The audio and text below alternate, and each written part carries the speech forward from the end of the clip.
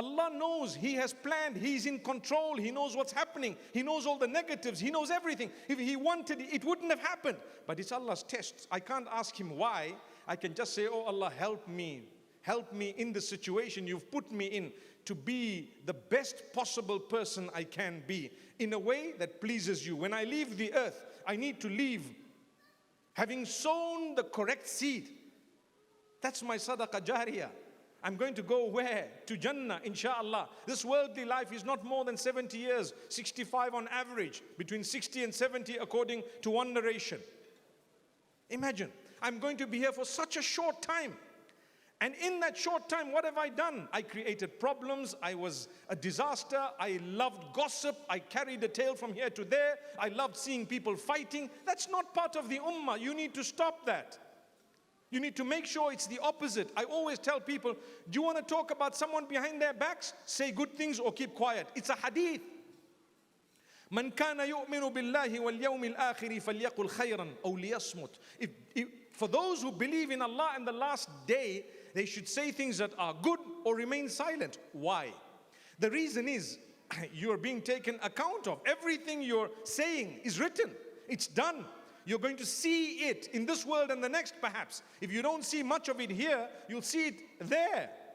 So if you really believe in the last day, the day of accountability, watch your mouth. I tell people who are suffering, my brother, my sister, have you ever hurt someone? Have you harmed them? Have you spoken about someone? Have you clicked like on a dirty comment against another Muslim, against another person? Maybe that little click might have resulted in getting you down to where you are today. You're suffering because you caused pain to a friend of Allah you didn't realize was actually a friend of Allah. It's so easy today, in the age of social media, where you don't even know the next person.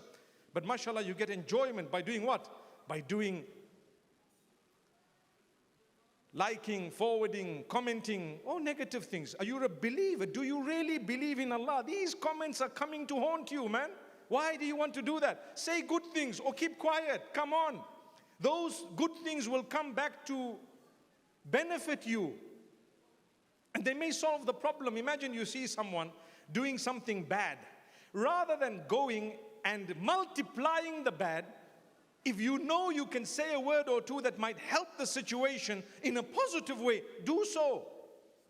People are struggling. Look, like I said earlier, many of us are born Muslims. Are we not struggling with some aspects of perhaps the deen? So many of the sisters say that, you know what, I'm not yet where I'd like to be. So many of the brothers say, I'm not exactly where I'd like to be. I'm still struggling. I'm a work in progress.